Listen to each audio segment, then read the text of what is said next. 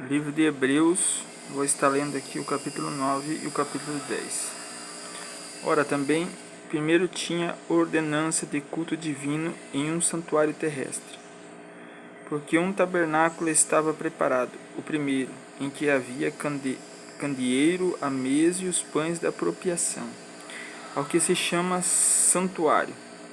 Mas depois, o segundo, o véu, estava o tabernáculo que se chama Santo dos Santos, que tinha incensário de ouro, arca do concerto, coberto de ouro, e todo ao redor em que estava um vaso de ouro que continha maná, e a vara de Arão que tinha florescido, e as tábuas do concerto sobre a arca, e os querubins da glória que faziam sombra da propiciatória, das quais coisas não falemos agora em particularmente.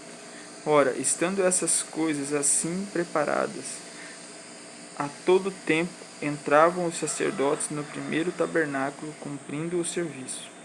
Mas no segundo só o sumo sacerdote, uma vez ao ano, não sem sangue, que oferecia por si mesmo e pelo pecado e pelas culpas do povo, dando nisso a entender que o Espírito Santo, que ainda o caminho do santuário não estava descoberto enquanto se conservava em pé o primeiro tabernáculo, que é uma alegoria para o tempo presente, em que se oferecem dons e sacrifícios que, quanto à consciência, não podem aperfeiçoar-se aquele que faz o serviço, consistindo somente em manjares e bebidas e várias absolações, justificações da carne, imposta até o tempo da correção.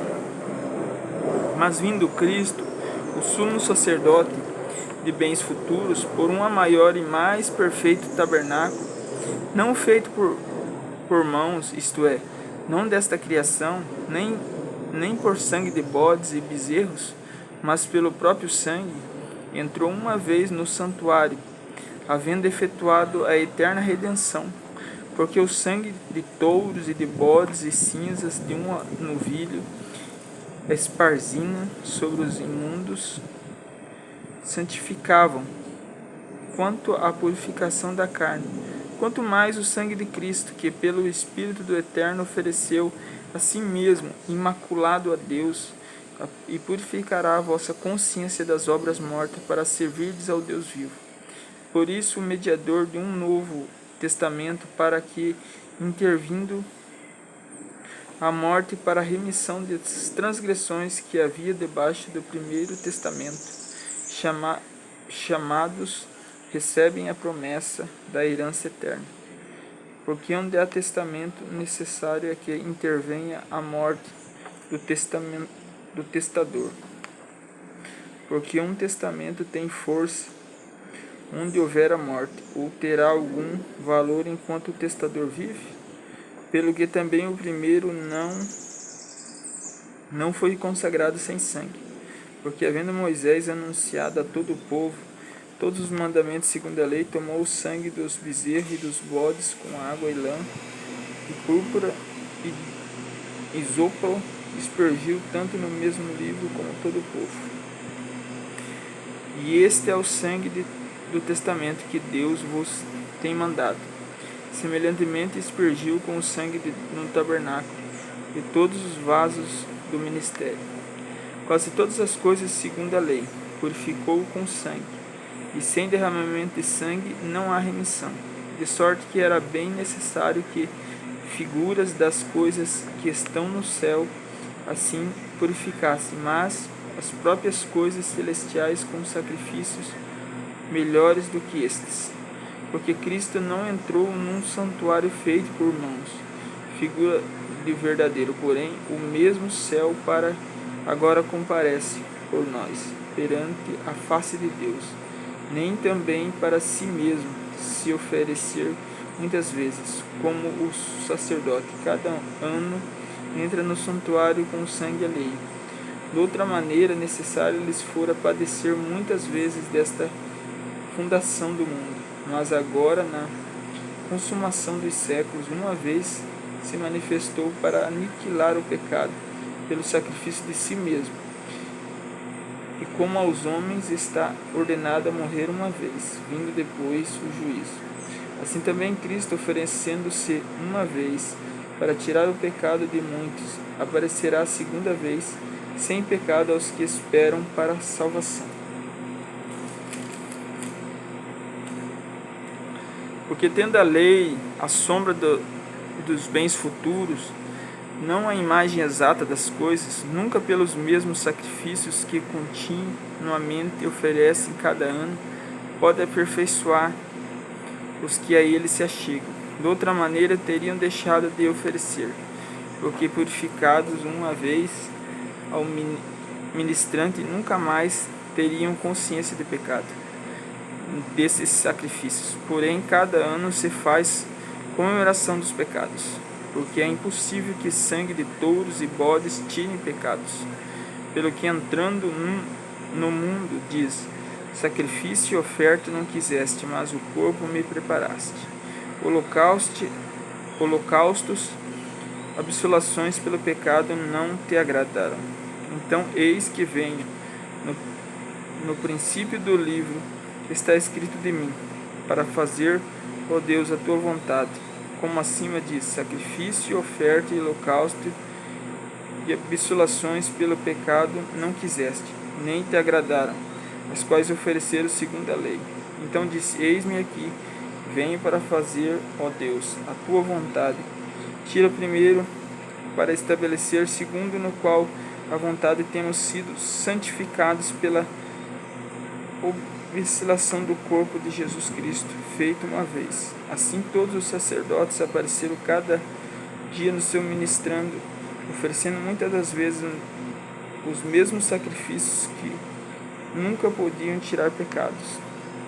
Mas este, havendo oferecido um único sacrifício pelo pecado, está sentado para sempre à destra de Deus.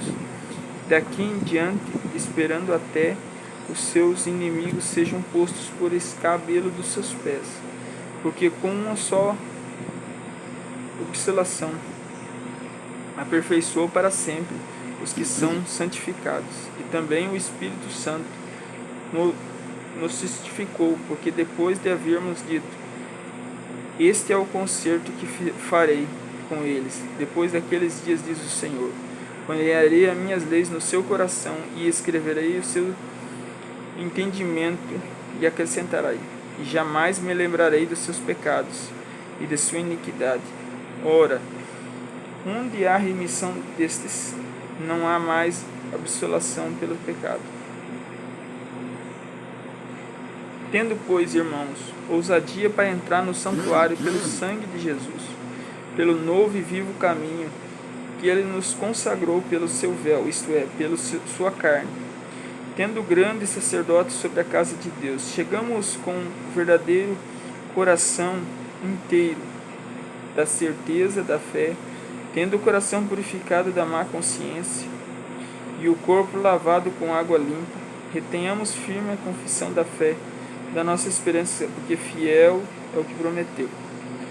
Consideramos uns aos outros para nos estimularmos ao amor das boas obras, não deixando a nossa congregação, como é de costume de alguns, antes ademoestando-vos uns aos outros, tanto mais quanto vedes que se vai aproximando aquele dia, porque pecarmos voluntariamente, depois de termos recebido o conhecimento da verdade, já não resta mais sacrifícios pelo pecado, mas uma certa expectação horrível de juízo, ardor de fogo, que a devorar os adversários, quebrantando-nos alguém a lei de Moisés, morre sem misericórdia só pela palavra de 2 ou 3 testemunhas. De quanto maior castigo cuidará vós, será julgados merecedor aqueles que pisaram o sangue do Filho de Deus, tiver por profano o sangue do testamento, que foi santificado, fizer agravo ao Espírito da graça, porque bem conhecemos que aquele que disse: minha é a vingança, eu darei a recompensa, diz o Senhor, outra vez o Senhor julgará o seu povo. Horrenda coisa é cair na mão do Deus vivo. Lembrai-vos dos dias do passado, em que depois de serdes iluminados suportaste grande combate de aflição. Em que parte fostes feitos espetáculo com víperos tribulações, em partes fostes participantes com os que assim foram tratados. Porque também vós compadecestes os que estavam nas prisões, e com gozo permitiste a expoliação dos vossos bens, sabendo que em vós mesmos tendes nos céus uma possessão melhor permanente. Não rejeitais, pois, a vossa confiança, que tendes grande avultado galardão, porque necessitais de paciência, para que, depois de haverdes feito a vontade de Deus, possais alcançar a promessa. Porque ainda um pouquíssimo de tempo, o que há de vir, virá e não tardará. Mas o justo viverá da fé. Se não recuar, a minha alma não tem prazer nele. Nós, porém, não somos daqueles que retiram-se para a perdição, mas daqueles que creem para a conservação da alma.